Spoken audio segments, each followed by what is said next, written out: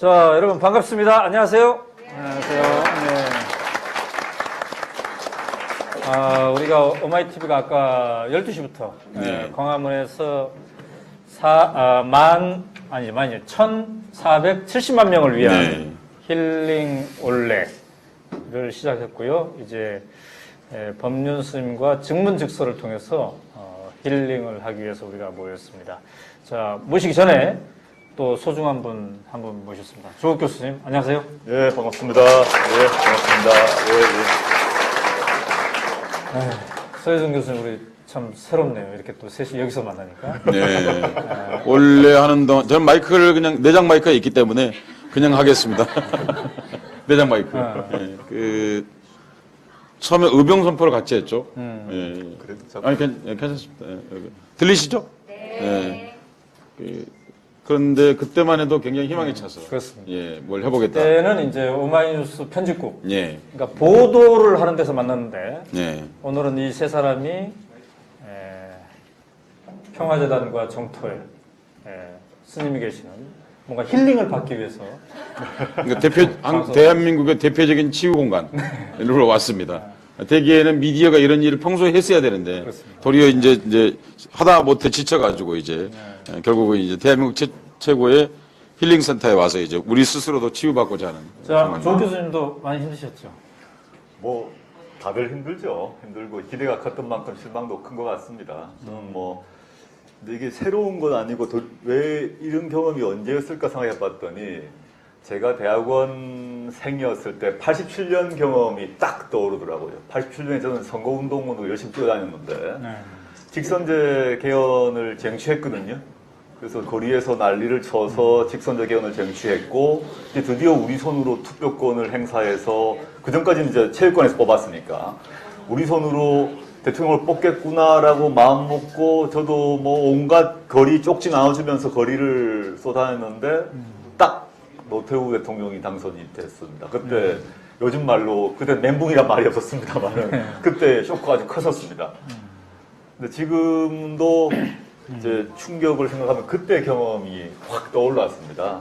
물론 뭐 똑같지는 않습니다만 그래서 저는 이제 안타까운 거는 저는 이제 그런 경험을 그런 뭐 실패의 경험도 해보고 승리의 경험도 해보고 했습니다만은 제일 안타까웠던 거는 제가 가르치는 학생들이나 20대 학생들이 저한테 이메일을 많이 보내는데 이 학생들은 첫 투표인 경우도 많이 있지 않습니까? 첫 투표인 경우에 있어서 엄청나게 기대를 하고 총력전을 벌여서 했는데 딱 져버린 거죠.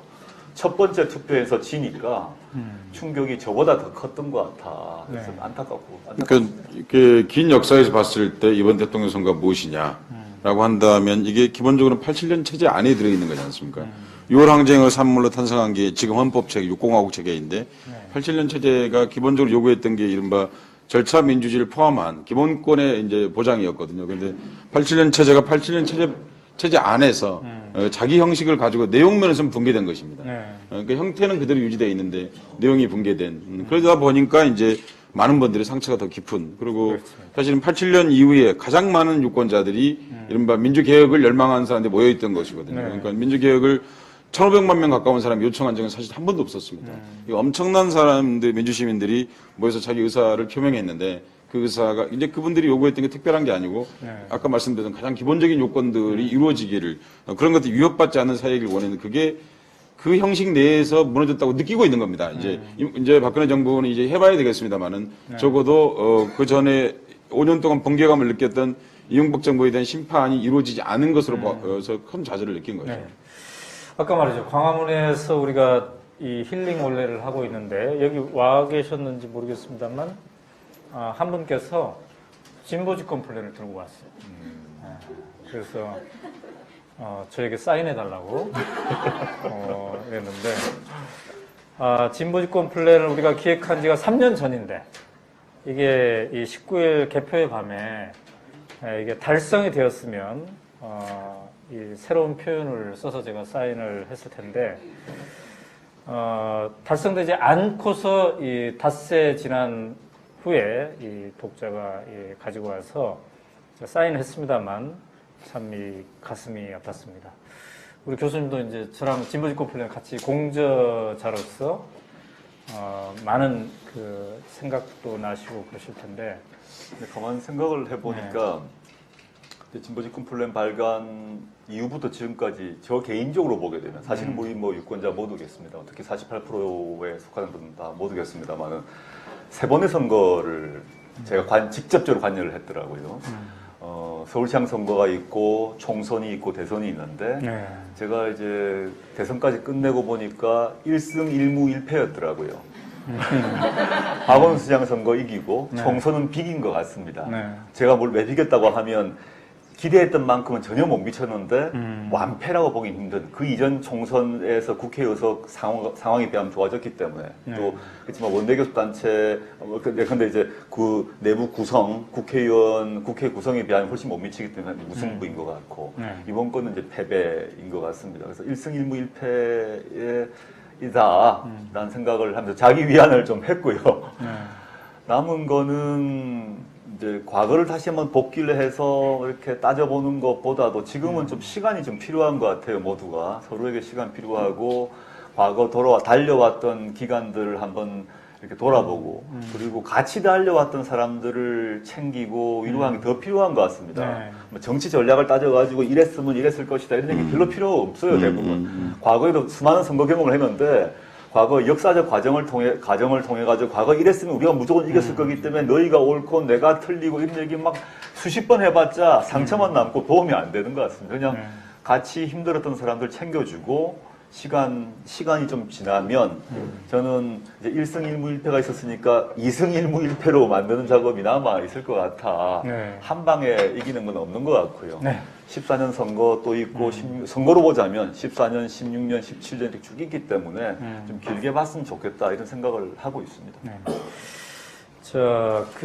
이제 또 다른 약속이 있으시기 때문에 이제 먼저 가셔야 되는데 오늘 우리가 그런 일을 하기로 했어요. 서로 카드를 써가지고 이 힐링이 필요한 분에게 나눠주자 그랬는데 이제 교수님은 직접 손으로 쓰는 것보다 얼굴로 이렇게 영상으로 하는 게 더 좋을 것 같아가지고 몇 번 카메라를 바라봐야 됩니까? 저쪽입니까?